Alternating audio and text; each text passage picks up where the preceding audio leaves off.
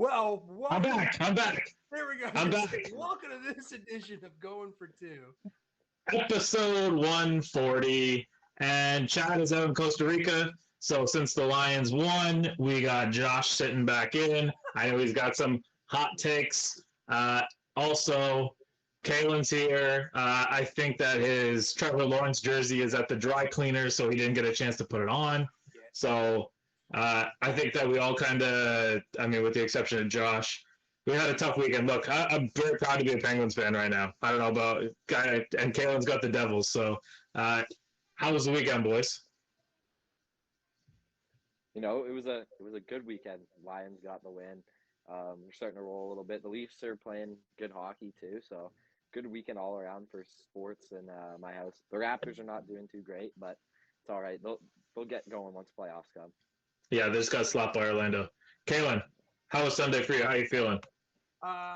We will definitely chat about it. It was a mixed emotion day, and I know you guys are going to sit here and crown the golden boy Trevor Lawrence, but it wasn't. It was a good game. It was a good game. Yeah. It was. Look, I actually had the Titans circled, and I told anybody that was still in their survivor pool, the Titans are the play here. Their GM just got fired. They're going to get back to running the ball. There's no way around it.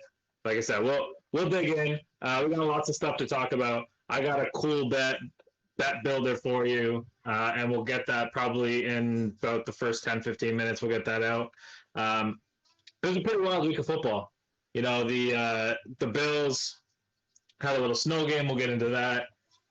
Can the Titans lose the division? I don't know. I think they're in a similar situation as the Bucks. And is there something wrong in Miami? And I think the answer is yes. But where we will start is with the Detroit Lions, because that is the closest team to where we are. And this is the closest that they've been to a playoff run in 8 years? 9 years? Yeah. 12 years? I did not believe in the Lions. I think that the Lions are and were then still the biggest frauds in the NFL. But give the people a little bit of hope, Josh, because I don't know. Don't let me just kill the Lions here. Wait, hold on. So you're not buying in those still, Shane? You're not on the train? No. I thought this was going to be back-to-back weeks where last week he gets Joe Shiesty, wins him over, and this week the Lions finally win him over. But no, okay. Give us the hype. What's going on in Detroit, Josh? Well, overall, the Lions have had a pretty good season. You look at the games they played. Every game's been entertaining. I can at least say that. And now we get to watch meaningful games in December. What people aren't talking about, there's like, the Lions are good, the Lions are good, the Lions are good. We have guys that we haven't had in the past. These athletes that we're getting from college, we never drafted like this before. Aiden Hutchinson, James Houston, and Malcolm Rodriguez have combined for 12 sacks this season. That's the most, tied for the most in Lions history in a single season. They're going to pass that. There's 5 games left. Yeah. That's sad. It's sad though, right? It's sad, but we haven't had these guys. And then you look at the receivers. For a few weeks there, a few of those losses we had, we were without DJ Chark, without Reynolds, and without James Williams. Now you have all 3 of those guys back. Those are 4 guys, including Amon-Ra St. Brown, that you can trust. Cleve Raymond's been unreal returning punts and then with some little gadget plays.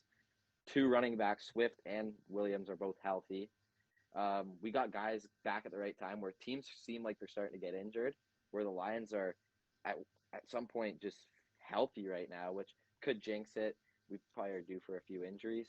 But, man, it's awesome. And what people haven't been talking about is even with our, I would say, best defensive player out, safety, Tracy Walker, Kirby Joseph has stepped in. And plus, Armani Awuzie is back at corner beside Jeff Okuda. So that makes him a lot easier to match up with guys. I would not point out the obvious here. Kirk Cousins threw for a half a mile, and Justin Jefferson had 250 yards. Like, what are we talking about? How is that good defense? Look at Delvin Cook's stats. 23 yards rushing on 50. So they shut down one player, but they got exposed the other way, which is what happened in the Titans game that we'll talk about later. But now here, hold on. Listen, you guys got 6 wins. This is something that we thought coming into this season would be, probably your ceiling. I want to talk about the teams that you've beaten so far. Washington, they're not slouches, okay, but it was early season Washington when they still had Wentz that was playing, right? The Packers, who Week 14, still don't know who the hell they are. I really don't know what on defense or offense if they have any idea who they are. The Bears, who really hadn't hit their stride, and you only won by a point in that game. Divisional matchup, but they still hadn't hit their stride yet. Offensive, figuring some things out there. The Giants, a big win. I'll give you that. That's a big win. The Jags, I'm going to take some heat for saying this, of course, because they obviously just beat the Titans. But you beat the Jags, and then the Vikings, a divisional matchup again, which I think that it almost seemed like they were destined to win or to lose that game no matter what they did anyway.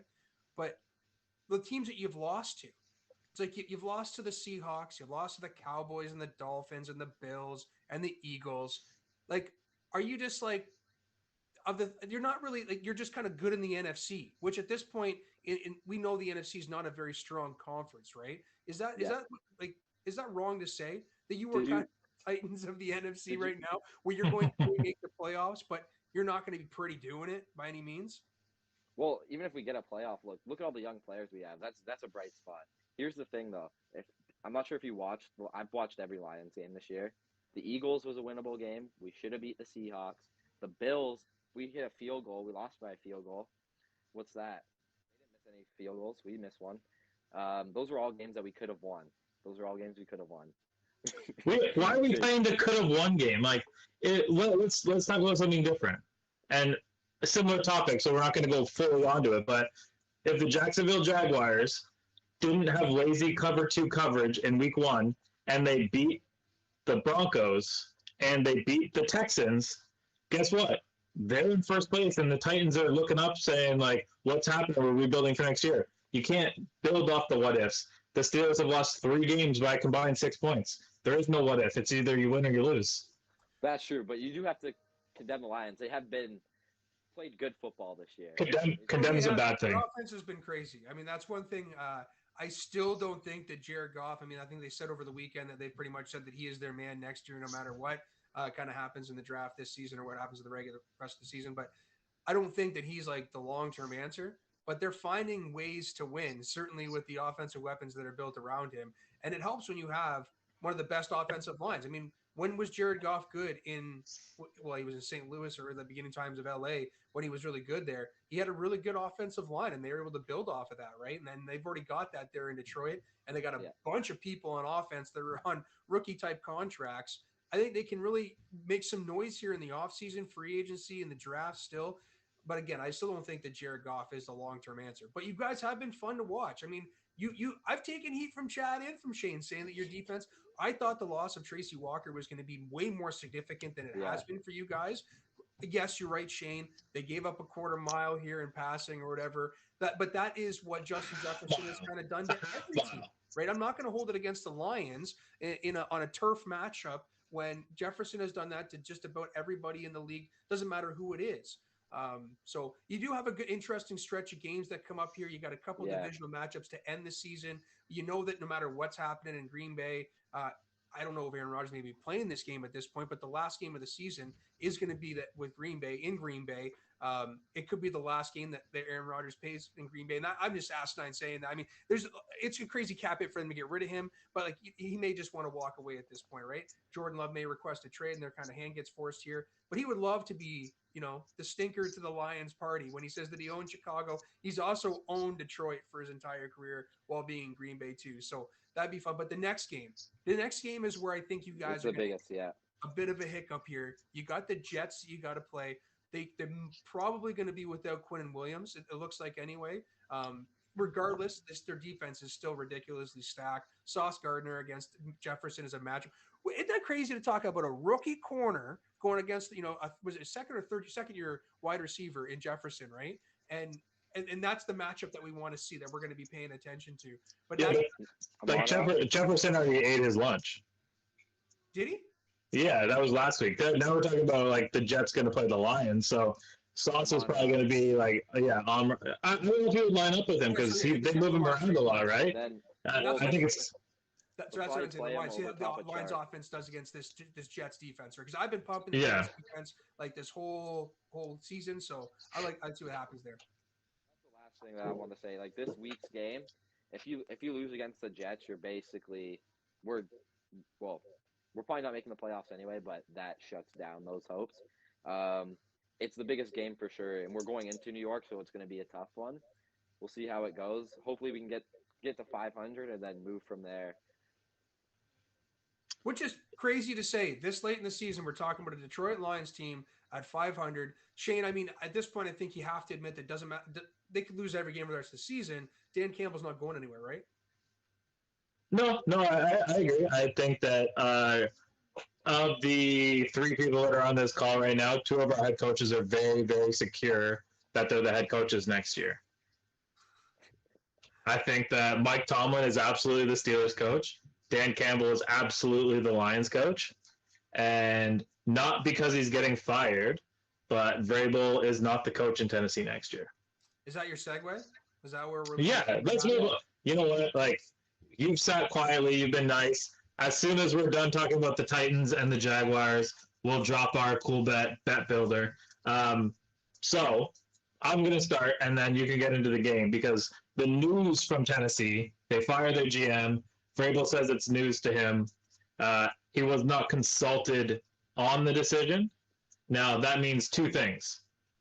Either he's going to be the coach and GM next year, and he stays in Tennessee, or new GM comes in, and he's on his way out the door. And the rumor is that Ryan Day is disappointing people at Ohio State, and that Mike Vrabel might be interested, even though they're a playoff team, Mike Vrabel might be interested in pivoting to his alma mater, where he got his coaching chops at Ohio State. That's the conversation. Yeah, it was the conversation the minute that the guy Robertson got fired. Was that, the rumor was that he walked into Amy Strunk and said, "It's me or J-Rob," and the door's already been knocked for me to go to Ohio State, kind of thing. But he's come out and he's shut that down, so there's been no contact or anything like that. And I take it with a grain of salt. We got a guy that was just the NFL Coach of the Year after setting a record for injuries. He's well on his way to potentially breaking that record again this season. And that's partially the reason what we saw happen on the field this past week. Missing 5 starters on defense is not going to do anybody any good. That's not an excuse. It is what it is, unfortunately. And offense, I mean, I've been saying this forever. I mean, the fans were booing in Nashville after the second drive, and we got a touchdown on the second drive, and they were still booing. Like, it was just the mismanagement, the miscues. Once again, somehow Todd Downing has a job. I don't know if it was because he's close to, well, we know he's close to Vrabel, but if it's J-Rob that was holding this job in play. But this, unfortunately, this is a lot. Vrabel got his job. I don't know. You probably wouldn't even remember this at all if you're not a Titans fan, but Mike Mularkey only got fired because he refused to fire his offensive coordinator. It wasn't because he was a bad coach. He got to the playoffs and had a playoff win against Kansas City in Kansas City. They wanted Mularkey came from Pittsburgh. Those are good coaches. Yeah. and he was asked to change his offensive coordinator, said no, and they fired him. And in comes Vrabel. And Vrabel is very true to his team. He doesn't seem to let anybody go. He doesn't throw anybody under the bus. Last year, when it was Bruce Bowen's first year running the defense, ghost defensive coordinator, there was no title. Everybody that was a beat writer was saying that it was Bruce Bowen that was running the defense at practices, but it was Mike Vrabel taking the heat when the defense was horrid. They had the worst third down percentage in NFL history last year. This year, they're number 1 in the league, which is pretty crazy. It's a 1-year turnaround, right? But he was able to put the title on Bowen, right? And now it seems like the same thing is happening with offense. We know Downing does the offense. How much input does Vrabel have? Everybody talks to all the players about how involved he is, but then he goes and hires Tim Kelly, the former offensive coordinator from the Texans, where Vrabel came from, to be the passing game coordinator.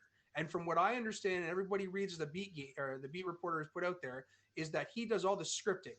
And if you look at the point differential in the NFL, Titans are like 3rd or 4th in the first half, and they are dead last in the second half.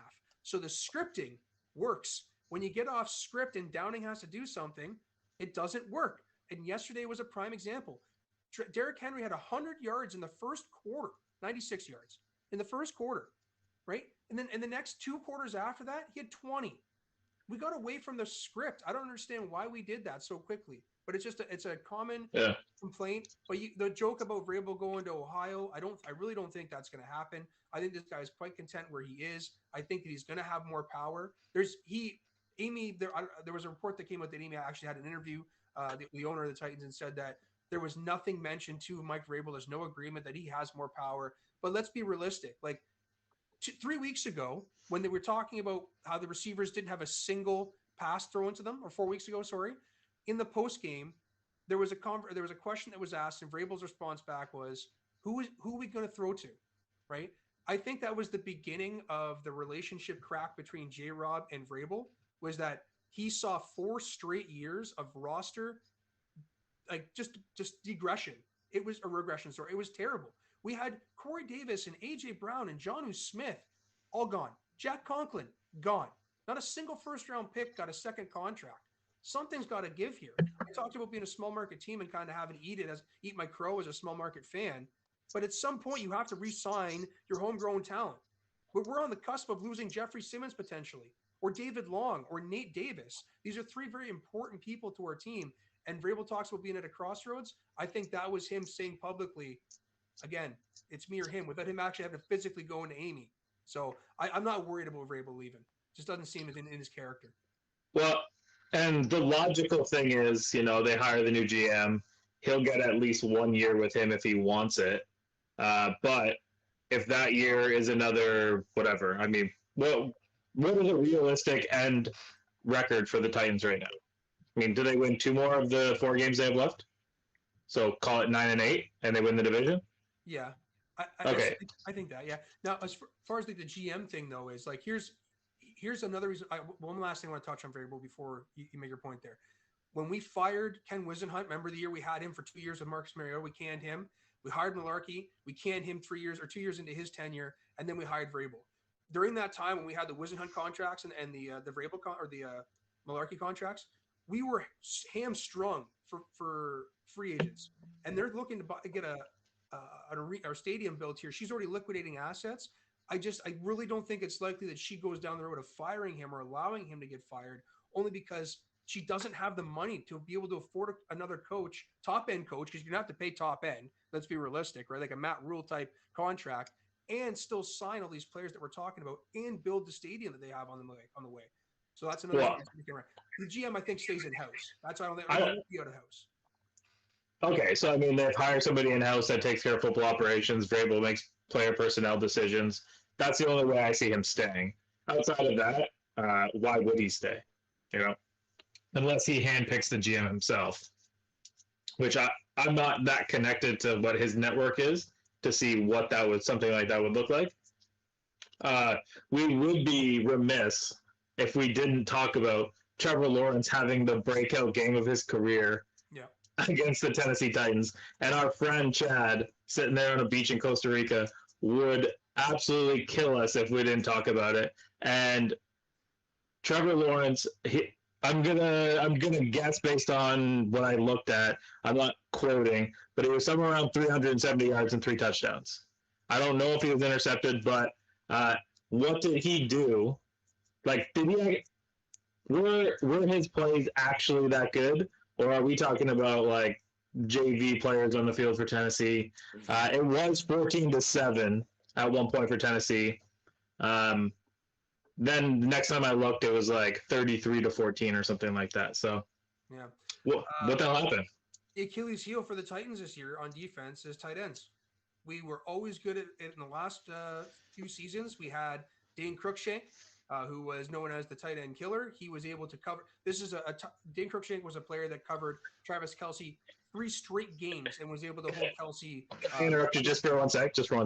We got some breaking news. Chad would like for you to call Trevor Lawrence your daddy. Only if he agrees to call Brock Purdy his daddy. Yeah, we'll get into that. Listen, Yeah, we will get into that. But no, what was I saying there? Oh yeah. So what happened? Yeah, the tight end, Evan Ingram. Like, this is not a guy who's had a very significant game at all this season. And it just seemed like everything that was thrown his way was a catch. He had a great catch on Anthony Adams, for a touchdown. And I mean, there's nothing you can do defensively. I mean, you're all over the guy. So yeah, he threw some great balls. I mean, it was still the basic offense, a lot of underneath throws. The balls that he threw deep was to Evan Ingram, and they just happened to come down with him. It just, it's fate at this point. On this show, we trash talk a team, they suddenly do well. I make fun of their basic offense. The guy goes out and almost throws for 400 friggin' yards, 3 touchdowns, and rushes for another one on top of that, right? Like it's fate. It's just what it is. Yeah. That being said, we talked about what's a realistic thing way or end of the season. We could be on a collision course for the last game of the season between the Titans and the Jags being a win and in and being flexed again, which seems to happen, all the time with the Titans recently is getting flexed in the last game of the season to try and do a win and in anyway. But, Trevor broke the curse. I don't know if you guys know when the last time the Titans or the Jags beat the Titans, but we're talking like back when. It was like 5 years ago, right? What's that? Like 5 years ago. Wasn't it 8 in a row? Yeah. They were talking like Blake Bortles years. It's been a long time, significantly a long time. And I mean, they also was like the first time that like Derrick Henry hasn't had like 150 yards plus on them, which again, I come back to. It was just unbelievable. We shut that down. 100 yards out of the first quarter. You would have thought anybody watching that game would have been maybe potentially a record-setting game, right? With the history that he's had against that team. All right. So Chad has officially said that Brock is Tampa's daddy. So Tampa's daddy. So he has officially said it. So now it's on you. But is it fair that this will be the last Trevor Lawrence point? We'll move on. Is it fair to say that because of everything that went on last year, we can consider this to be Trevor Lawrence's rookie year, and the progression that he's making throughout the course of the season is starting to look a little bit better? I wouldn't say it's his rookie year. I would say he's getting better. And the thing is like, whenever most QBs come in their first year, it takes time. Anytime you go up a level in football, it takes time to get used to that brand of ball. So I think you saw a little bit of flashes last year with just how he throws, his moxie, his running ability. They haven't talked about it much, but he can actually scramble. Like if he pulls the ball, he's got enough speed to get out and run. So I think you can see him doing some great things over there in Jacksonville. They obviously do need some pieces. They do need a receiver other than Zay Jones, Marvin Jones, those guys. Even Christian Kirk, I don't know still how I feel about him. If they could get him one more weapon, it could be dangerous. One more weapon? They still have Calvin Ridley in their back pocket, guys. Do you remember that? For next year. Join the team. I am worried about the Jacksonville Jaguars. Not just because moving forward, not just the progression that Trevor Lawrence has had, but this is a team that I've preached this over and over again. They're willing to spend almost every offseason. They spent nearly $1 billion in the last 5 years on players alone in free agency. They're willing to put whatever they can to surround Trevor Lawrence with talent, right? And if they do that offensively, they can just go and hit defensively in the draft, which they've been able to do. This is a team that has hit, regardless of GM, defensively, they have seen it do significantly better than they do offensively in the draft. So go buy your talent, Mr. Khan, and then go and draft your talent over here, right? Absolutely. And, we're talking about winning money. We're talking about doing what we can do. How about a little bet builder from our friends over there at Cool Bet Canada? Threw this thing together. I was actually chatting back and forth with Pat because, there was a lot of money riding on the parlay this weekend, and they were pretty happy when we lost. But anyway, we'll get them maybe this time here. So I'm looking at Kyler Murray to have over 35 yards rushing and to go in for a score, and Stevenson to go over 65 yards rushing and also get a score. Right now, that sits at plus 900. So you bet $10, you're going to win 100 back. So that's where I'm riding. I don't know how you guys feel about that. I mean, that feels pretty legit. Cardinals are coming back off of a bye here. I think that the Cardinals are actually going to end up beating the Patriots and kind of knocking that part of the East out of the conversation. I think as the AFC playoffs start to develop, I think that you're going to find the East fall out. But before we get into the East and before we get into the meat and potatoes of what actually happened, we've all had our time except for me. So we're going to take a couple minutes and just talk about the Steelers for a second because, one, prediction A, Kenny Pickett does not play this weekend. He might not play again for the rest of the season. Second concussion in 2 months. Very, very unlikely that they're going to try and rush him back. They're not really playing for it. I think that they have like a 0.5% chance of making the playoffs. That isn't going to happen. But I think that Mason Rudolph is going to get the start this weekend against Carolina. It's going to be one of those things where Steelers fans lose their mind because he's going to play well, and he knows the offense well. He knows all the people. He knows all the guys there. So look for Mason Rudolph. But as a Steelers fan, and I look at this, and I've been talking about this all year. I've been trying to ask people that are fans of losing franchises, how am I supposed to act? And I finally got that sense of relief when they lost to Baltimore this week, because at 1-6 or whatever we were, I was like, I'm just pissed off. I hate football. But then they start to stack wins. They do the Mike Tomlin thing. Standard's a standard. Mike Tomlin always gets the boys ready. And then I'm back up at the altar. I'm like, you know what? 9-8, we're going to the playoffs. This is going to happen. Kenny Pickett's the man. Everything the Steelers do is amazing. Can't stop the run. We turned the ball over 3 times to Baltimore. 3 times, twice in the red zone, and had a blocked field goal. They lost by 2 points. The Baltimore Ravens suck. Doesn't matter if Lamar Jackson's the quarterback, Huntley's the quarterback, Anthony Brown, undrafted free agent from Oregon's the quarterback. The team sucks. And they just find a way to sneak by. That's the only fourth quarter lead that they've had of 9 points or more that they haven't blown all year. That team is horrible. Yeah. But it put us in our place. We know exactly where we are now. We're going to draft in the top 10. We are going to have the Chicago pick, which is probably going to be the 3rd pick in the second round, and as well as our second round pick in the second, or our top 10 pick in the second round. So those are 3 pretty high value picks. So I put this out there to some Steelers fans that I know and some other people. Would I rather draft 3 quality players or just go at this thing like the LA Rams? And what players can we get with the picks that we got? And let's just go win a Super Bowl right now. Can we just give the Green Bay Packers our first round pick and the Bears second round pick and just take Aaron Rodgers and just go win a Super Bowl? Is that worthwhile? Should I do that? Do I want the immediate gratification? I need you guys to talk me off the ledge here. I'm losing it. Do you want to get rid of Kenny Pickett? Do you want Pickett to be gone and Aaron Rodgers to come in? I don't know if that's the case and the option to make them win. The D-line sucks, the O-line sucks, the fucking secondary sucks. We need more than that. But I'm just saying, what the hell do we do here? I think you draft. You have 3 picks in the top 2 rounds. Those guys can come in and make instant impacts if they're at the skill position or the line position. So I would draft and evaluate that way. But then again, my team drafts every year. We don't trade and bring players in. So I haven't seen it too often. I think the draft, Kayla, this is going to cut deep because we watched the draft together and, we were pretty hard on you. But you look at taking that first round pick from the Eagles, that $100 million contract is invaluable right now. If you gave John Robinson a do-over, that $100 million is sitting in A.J. Brown's bank, and you guys are probably 11-2 right now. Mm-hmm. Well, it's what's upsetting though is that you talked about your the run game sucks, the O-line sucks. The shitty thing is that we've seen the holes that have been available for Najee Harris. It's really just Najee Harris is not making the right decision, and that's what's upsetting. And if you guys had an effective run game, I really don't think that your offense would be as porous as it has been. I think that your team, but has to go through that run game properly. So that doesn't bode well for you. Now, I am worried for Kenny Pickett, bro. Mm-hmm. We're talking 2 concussions in 2 months in his rookie season.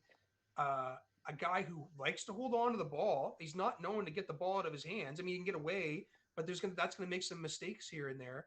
And he's already shown himself to not necessarily take the slide, to sometimes take the hit, Ben Roethlisberger-esque, right? And Ben is telling him to do whatever you can, right? Ben is 6'6" and 260 pounds. He can take a hit. That's right. And, and Pickett, he can try his damnedest to put on 50 or 60 pounds, but it's not going to happen, unfortunately. But you guys aren't you're built defensively. You're fine. You're set offensively. You talked about not being able to stop the run. Sorry. But I'm not going to fault you for that totally. One, again, I really preach these division games. You're built to beat each other. the Ravens don't have necessarily a bad offensive line, and they had a fresh J.K. Dobbins. Like in week 14 or 15, they got or what was it? 14. A fresh J.K. Dobbins to be able to spell Gus Edwards, who hasn't exactly been running poor either. Like do they suck on the outside as far as weapons? Hell yeah. And Mark Andrews can't do it all himself. Clearly this year he's proven that because he has not lived up to his standard. But if they can run the ball the way that they are, and they're not really that bad of a team. I just don't. I know you knock them because they're the friggin' Ravens too, the same way that I knock the Colts.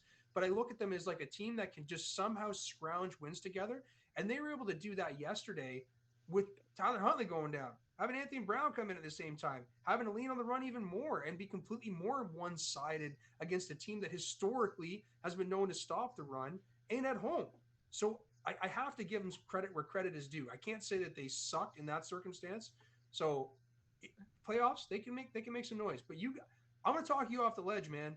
You got a lot of picks that you can put all into offense, which is exciting. Everybody wants their GM to either draft that amazing safety or all offensive weapons, right? And this could be the season where you guys do it. You gave away Juju Smith. You were not gave away, got rid of, or he's gone. You're giving away Chase Claypool. Pickens is a really good wide receiver who we know that wide receivers can make a jump in year 2 and year 3. Deontay Johnson is still a good wide receiver. He's just not. I think he's asked to do more in that offense than he should do. And if they had that third weapon there again that Juju or that Claypool was in his rookie year, I think that there would be a completely different offense that we're talking about. And we're not looking at a 5-8 team. We're maybe looking at maybe a 1 over 500 team, right? Well, yeah. I mean, if we're looking at Josh's logic, and Josh's logic is if you almost win, you should count it as a win. It's a half a win. They had the game against the Patriots where they turned over 5 times and they lost by 3 points. They had the game against the Jets where they were leading, but the Jets scored that touchdown at the very end to walk it off. They had the game-winning drive against Miami, and Kenny Pickett just kind of like misread the situation, threw an interception in the end zone. And then they had what happened yesterday. So now we're looking at 9-4. So I guess the Steelers are 9-4 in Josh's world, and we're fighting for the division. Well, I mean, again, but here's the thing: is like, not everybody's Garrett Wilson as a rookie wide receiver. Not everybody is even. Yeah, I agree. Wide receiver, right? Like when people make fun of the Titans, like who's he throwing to? The same thing can be really said about Kenny Pickett. Who the hell are you throwing to over in Pittsburgh? Right? You have a rookie wide receiver who didn't play the majority of his senior season because he had issues at his college, right? Who's so very, very raw. And then you had Deontay Johnson. Pat Freiermuth is not going to be the guy that leads the way as a tight end in Pittsburgh. Pat Freiermuth is going to be the top tight end in the league in 2 years. Stop it. I'm telling you. Okay. I'm telling you. Okay. I'm telling you. This isn't a year that I didn't expect you guys to make the playoffs. Let's go out there and see what we can do in a growing year. Defense, we know what we got on defense. We're set there, right? But let's see what we can grow with on offense and create around Kenny Pickett. But, man, did they take a project quarterback? Because I think they do. I really do think they take a project quarterback. We know Trubisky's gone, right? He's played his last play, I think, in Pittsburgh. So Trubisky and Rudolph are both gone, and that frees up, and this is going to shock you, but that frees up $15 million off the cap next year. And the Steelers are going to have about $60 million to spend in free agency.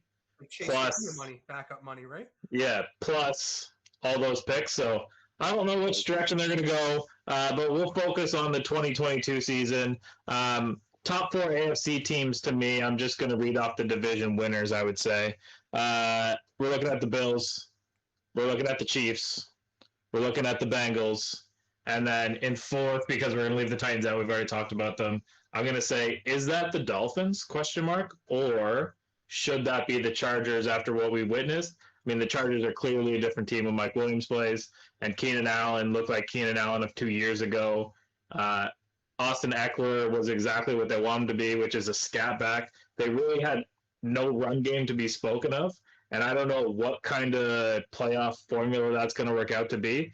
They were missing a pile of defensive starters, and I mean a pile of them, and with the exception of Tyreek Hill picking up a random fumble and him getting free once, they had Jalen Waddle locked down. They had everybody else locked down. That His name just escaped me. He's number 14 for the Dolphins. Anyway, Sheffield? Is that what it is? yeah. He's been able to get free and open on everybody. He was not. I don't even think he had a target against the Chargers. So I think that the Chargers could be a problem here. But I mean, you guys tell me. I think the Dolphins are on the ropes here, and they're going into Buffalo on Saturday night. I personally, and everyone can go back and they can watch the TikTok I made. I said the Dolphins are going to get fourth in their division. Do I think that's going to happen now? I don't think it's going to happen now. I think they will probably get third or maybe second. For some reason, it's nothing against Tua. I don't like their team. It's the quarterback, like the running backs it's just a mid-level team. I feel like, other than they have great receivers. They have Tyreek Hill and Jalen Waddle. That's awesome. And Gesicki, I think like they don't use Gesicki enough, in my opinion. Yeah, the guy. If you look at past years in fantasy, Gesicki's probably a top 10 tight end that you would draft. This year, you go on waiver wires and he's sitting right there. So it's like, I don't know if it's just they're just not clicking totally together as a team right now. Because at the start of the year, they were firing on all cylinders. But right now, it seems like they took a step back. And this isn't the time to take a step back, especially in a division where the Jets have 7 wins and the Pats have 6. There's not much breathing room for a team that only they're at 7 wins right now, or 8. Mm-hmm.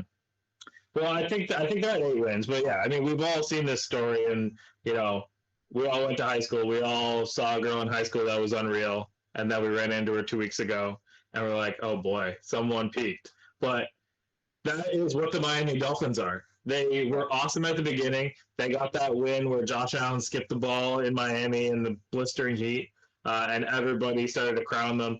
At one point, the Dolphins were 8-3. The Dolphins now sit at 8-5.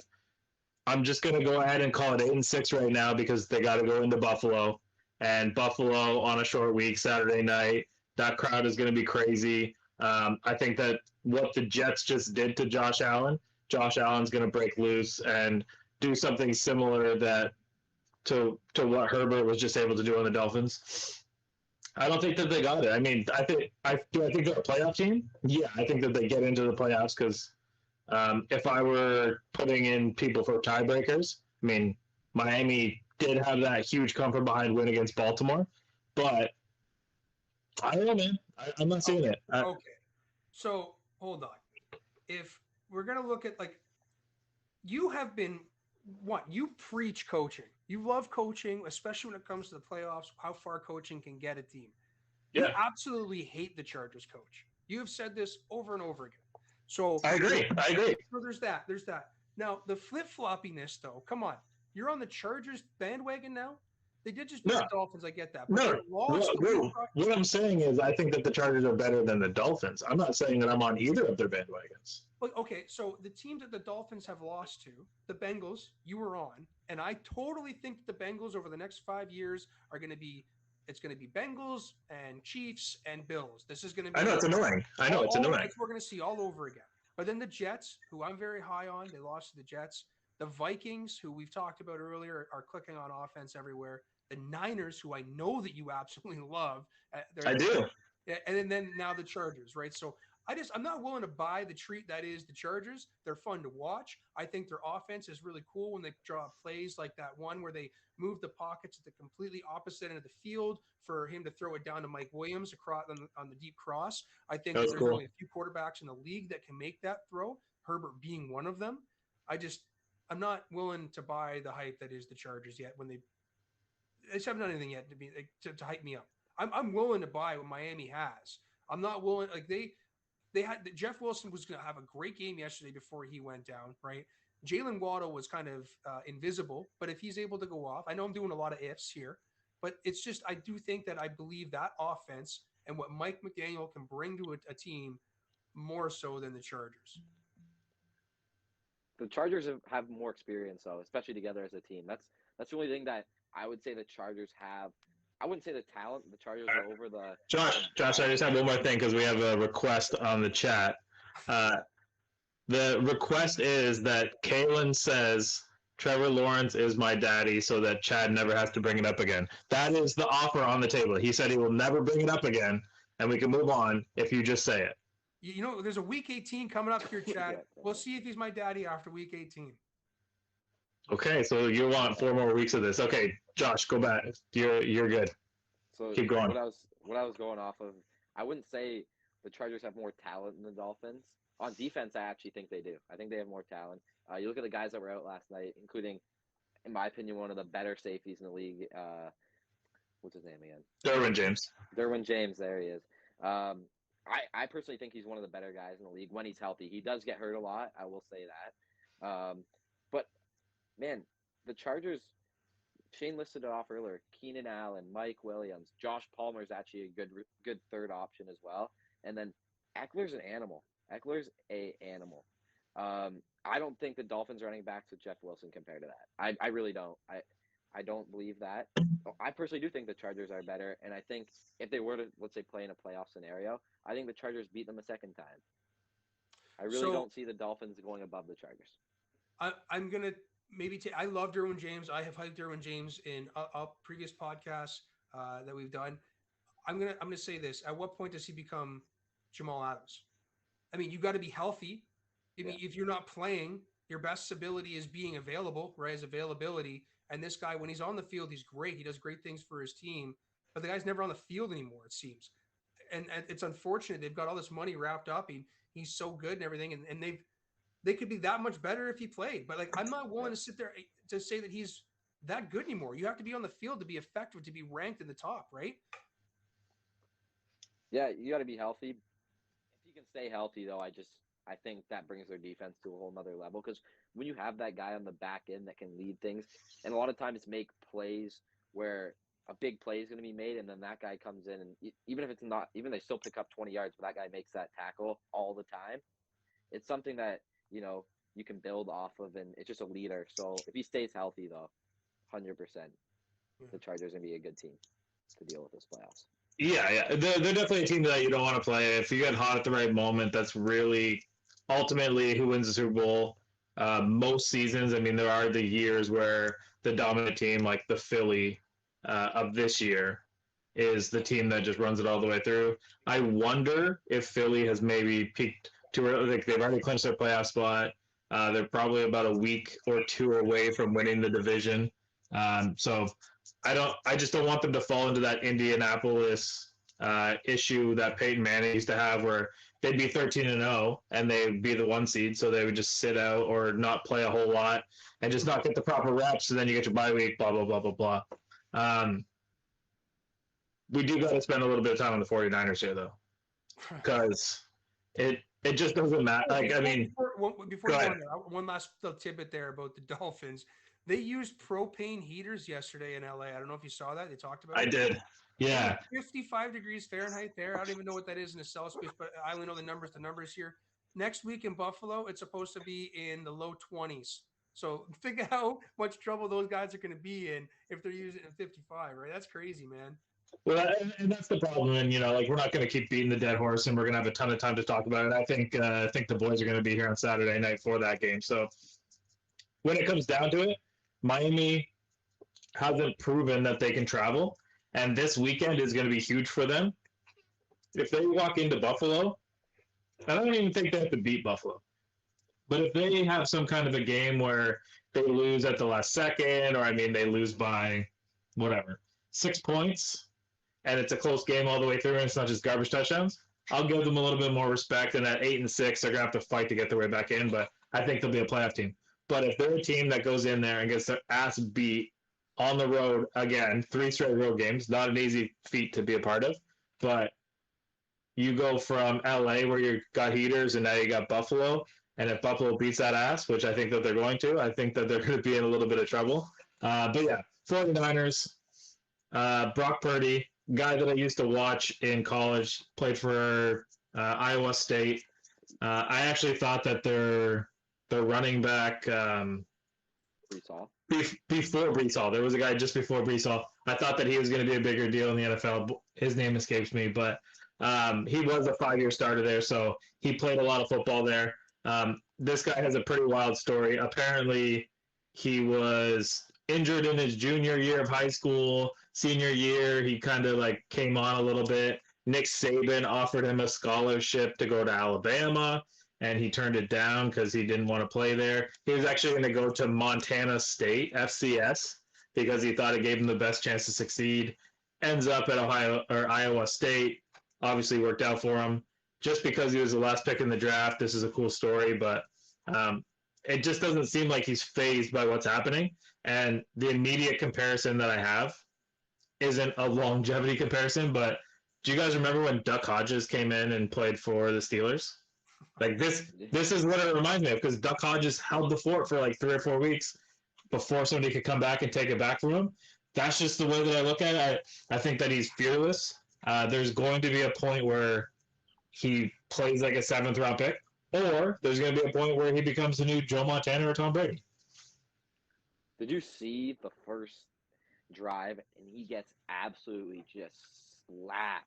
They called it roughing the passer. I'm like, oh, this kid's going to have a shit game after that. He hasn't taken – I'm telling you, he hasn't taken a hit like that. In college, maybe took a hard hit, but like that one, I'm pretty sure it was Levante David who came through. Absolutely just destroyed him. Like, this guy is now phased. It was the complete opposite. I said to my dad, I said, this guy's completely phased. Tampa's going to have a field day on him. Did not go that way. I am impressed with the 49ers, though. With all these injuries, like Debo going down, they're saying it's only a high ankle sprain, so he'll probably be able to play in the playoffs. Not even high ankle sprain. Came out today. It was just an MCL and a regular ankle sprain now.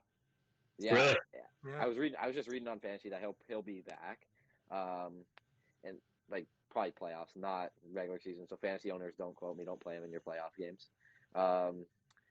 But they've impressed me with these injuries, and I think I'm not sure if they're a dangerous team. It's more of a question for you, Shane. Do you see Brock Purdy be able to lead a playoff game, or even just the team in general with all these injuries? Like, what do you think about that? Like going into the playoffs. So there's probably, what would you call Kyle Shanahan? Like, I'm not saying he's the best coach in football, but top 5. He's a top 5 offensive coach in football. And they have the best defensive-minded coach this season anyway. Probably the hottest head coaching candidate for 2023 is on the sideline as their DC and DeMeco Ryans. I think that they're well coached. I think that they have way too much talent to not go on a run. If Debo can come back, Christian McCaffrey is healthy. If Debo can't come back, that means more targets for George Kittle. There isn't teams that have those kind of options to fall back. Brandon Ayuk is a good player, and it goes on and on from there. Look at the guys that they've let go for the guys that they brought in. They're a scary team. They're a team that you probably don't want. Like, they can travel. They can head up to, would it surprise you if the 49ers went into Philly and popped them in the divisional round? Like, it's not going to surprise me. For Brock Purdy. No, I don't think it has to be, right? Like, there has been teams that have gone on the runs. If you look at even Tom Brady's first Super Bowl run, it wasn't on the back of Tom Brady. You look at Ben Roethlisberger's first Super Bowl run, it wasn't on the back of him. Eli Manning, both Super Bowls were based on defense. I think that they can make it work. Am I as confident in my Super Bowl tickets that I put in for the 49ers without Jimmy G as the quarterback? Not really, but after watching Purdy play 6 quarters or 7 quarters, whatever it's been, don't they just look like the same guy? Just like the expectation is off of Purdy, so it looks like Purdy's playing better than Garoppolo. But to me, they're 1A and 1B. And I'm not sure which one's 1A and which one's 1B. It's a weird situation because with Garoppolo, they don't score a lot of points, but the team works very efficiently, is what I would say. They're able to move the field, drain the clock. But with Brock Purdy, what it looks like is this kid's putting up points, which I actually said to Chad, it's hard to prepare for a guy that you haven't seen. When a QB comes in, there's usually those 1 or 2 first weeks where like, oh, this guy's pretty good. But now as you start to get along and there's more film on this guy, what are teams going to be able to do now against them to really maybe try to bring him down to a level, or is he going to elevate? We're going to see. We're going to see in the next coming few weeks. The biggest challenge of his career, and I mean to date, I mean, take Tom Brady out of it because that game's done and in the record books. But what are you shaking your head at? Oh yeah. All right. I don't even know what I said. This Thursday they play against Seattle. The Seattle-San Fran rivalry has been there a long time. It's different guys. Will that rivalry continue into this team? We'll see. But short week, rookie quarterback, and who would have thought that in August we were looking forward to a Brock Purdy and Geno Smith matchup in Week 15? Put your hand up. Like, where is that betting ticket? I want to know where that is. Well, and also if they go out and have a few good weeks here, doesn't even have to be amazing weeks, but if he puts up similar games to what he's done here, how rich are the Niners between the quarterback trade assets that they have, right? They have Garoppolo at their whim. They got Purdy they could potentially put at their whim, or they could move on from Trey Lance on a first round pick, right? That has the extra fifth year there and get some even more value. Yeah, I think that Trey Lance has played his last snap as a 49er. If Purdy plays well against Seattle and gets them into the playoffs the way that we think he's going to, I mean, at this point, they're going to win the division. I think that that's going to be solidified on Thursday night when they beat Seattle. And you go on the road, or I guess you're going to get a home playoff game, but the second week of the playoffs, you're going to go on the road and you might play Philly or you might play Minnesota. I don't know. I feel pretty good about them. I feel really good about them. Oh, really good, he says. Yeah. I don't feel good about the Bucs. I think that the Bucs are in a similar situation to Tennessee. And I'm going to say Tennessee is above them in percentage-wise making the playoffs. Right now, as a Tampa Bay Bucs season ticket holder, what I'm hoping for is a Bucs Cowboys first round matchup in the playoffs. That sounds profitable. That sounds like just good business. But the Falcons, the Panthers, and the Saints are all right there for the taking. That's what Tennessee does not have to compete against. Their division, they know that they're bad and they're playing bad. All of these guys are equally playing shitty. So out of those four teams, we've already crowned the Bucs, but we've taken the crown off of them. Is there any of those teams that you think can supersede the Bucs? I mean, right now, Carolina Panthers are the only team in that division that control their own destiny. Mind blown. Which is kind of cool because the Panthers have done well since the takeover, right? Since Rule got fired. Yeah. Do you think that Wilkes has done enough to earn his role here? Or what? Well, I mean, if they win the division, yeah, he sticks around. Yeah. I mean, if they don't win the division, they're moving on. They'll just be like, oh, that's a cool story kind of thing. So the Carolinas got the Steelers, which we know isn't going to be a fun matchup for anybody. Probably Mason Rudolph playing quarterback versus Sam Darnold. The Lions, one of the best offenses in the league, right? So the worst defense in the league. Keep going. And then they close it out with back-to-back divisional matchups with the Bucs and the Saints. So that's tough. I mean, that's a tough end to your season there. But you mentioned that you're worried about the Bucs, and that's why I'm a little nervous to win Crown Purdy. I mean, it's cool, Mr. Relevant, first guy to ever beat Tom Brady in his first start. But the Niners are the only team in the league that have sub 200 points against still. They're at 190. I'm just looking at 197 points against. The next closest is the Bills with 221. We're talking about a regular game, 30 more points basically scored to the next closest team. That's incredible when you really think about what they've been able to do down there in San Francisco and be able to put Purdy in some pretty good situations with some turnovers, right? Mind you, now I just remembered this stat. I did want to bring up. I'm surprised you didn't at all there, Josh. But your team currently has the league streak, or longest streak for consecutive games with a turnover. 12 now, I think it is. It's either 11 or 12, but that's pretty crazy. Nobody would ever thought that the friggin' Lions would be leading in that category, and not giveaways. Right? We're talking takeaways. We used to if you look at the past years, we never took the ball away. So that actually does surprise me. I didn't know that stat. I know we've been getting turnovers just based on the fact we've got more sacks and then our secondary's improved, but that's crazy. So, but on San Fran's point though, like their defense helped them get to the Super Bowl when they played KC. It can do it again. And their QB, you don't know what to expect. It could be very great. It could be even better than what they expected. So it is going to be an interesting to see. The NFC is very weird, and there's no team you're going to say that's like, oh, the Eagles are going to go win it all. You don't know. You don't know in the NFC.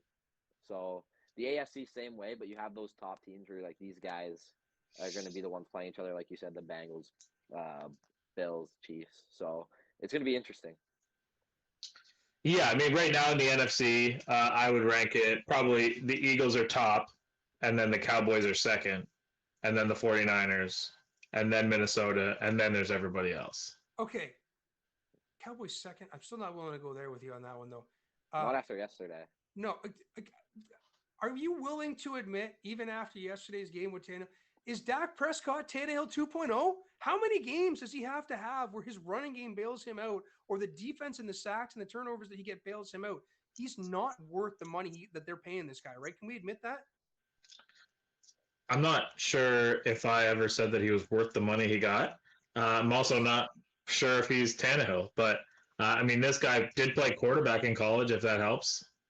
And maybe that's why come on. For 1 year. But yeah, I don't know. Look, Dak Prescott, the year before he got his Dewey, was supposed to be the first overall pick. And then after that, he kind of fell from grace.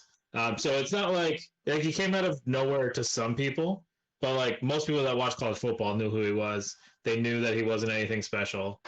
Mississippi State, I don't know, like they don't win anything. He played air raid offense, so he does need the run game to support him. The fact that Zeke and Pollard are both, and I did call this going into the season. I do think that that's the best 1-2 running back combination in the league, and I think that that is obviously helping him. CD Lamb is taking his game to a different level. I think that it was smart that they didn't bring in OBJ, but they brought in your boy T.Y. Hilton.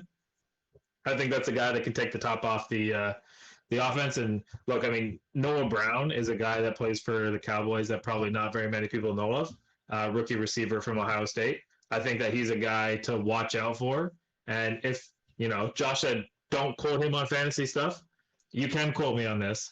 If you are looking for a receiver right now to win your fantasy playoff game, go pick up Noah Brown. End of story. Did you see the game yesterday between Dallas and Houston? The only thing I only watched the last drive because I went and hammered them on the money line when they were down by what was it, 3 points? They were down almost the whole game. What impressed me is they were able to come back and win that game. Houston did take a field goal at the end, which I think was the best play. You gotta try and score. They're gonna go down, and obviously they scored a touchdown anyway. So why go up 6 points? I mean, they did show that last drive. They can go right down the field if they need to. It should have came to that against the Texans. Look, you face the adversity, you move on. Yeah, you face the adversity, you move on. We got about 3 minutes left. I'm going to read you guys a few teams, and I want you to give me a case as to why they're going to make the playoffs, okay? Or you could say that none of them are going to make the playoffs, but someone has to. New England Patriots, Seattle Seahawks, Green Bay Packers, Detroit Lions, New York Jets, Washington, or Baltimore Ravens. There's a lot of teams you just threw down there. Those are all teams that are kind of fighting around there. Pats are done. Like, I think that the my whole vibe with the Pats right now is like the aura of Bill Belichick is slowly dwindling. It seems that the media gets off more on this guy talking.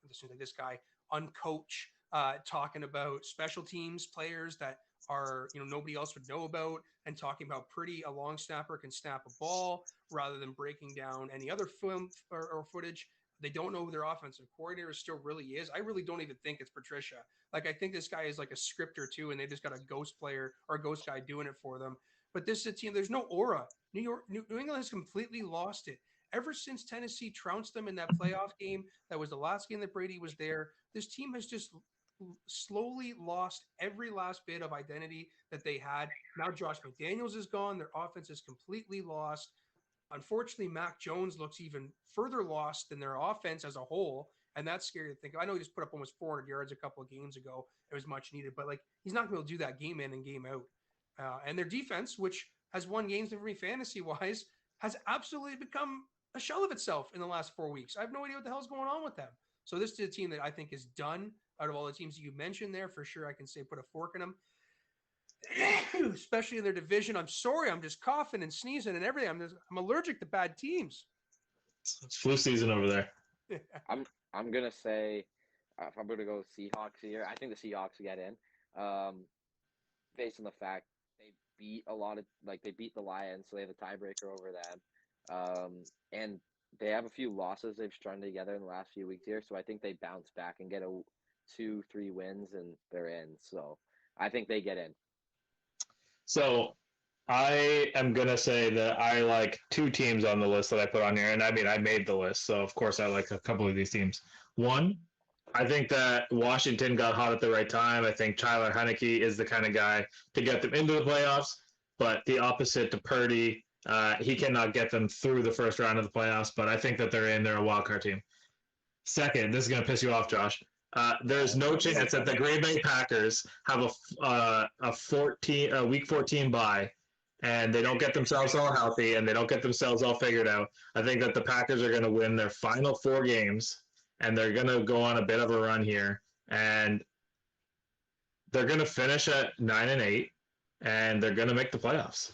It's going to happen, and they're going to be one of those weird road teams that maybe even gets into the second round sneaky. They're not a Super Bowl team, but Aaron Jones is a good player. A.J. Dillon is a good player. The defense needed to get a little bit healthier. The O-line's been a disaster, but they're going to find a way to get Aaron Rodgers to be able to make plays. Christian Watson's breaking out. The other receivers have been shit. They got to get Tunyon involved, but I don't know. Something tells me that the Packers are going to the playoffs. One last question then for you. Do you think in the last week the Lions and Green Bay Packers are in a win and you're in situation then?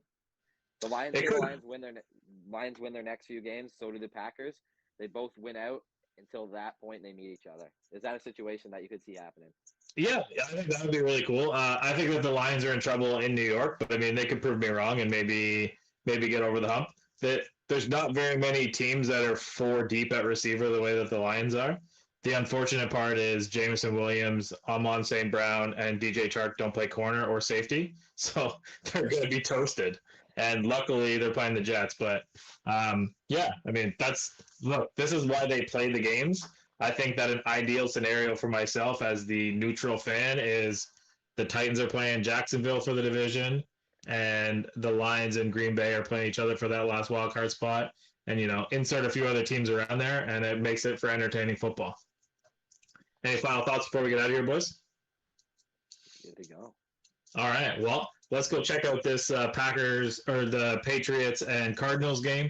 I think that the Cardinals are going to shit stomp them. I need 14 points from James Conner to make the playoffs in fantasy. And we will see you next week. And Chad will be back, I think, and we will sign off. But we will probably be talking about a disappointing Lions loss. Sorry, Josh.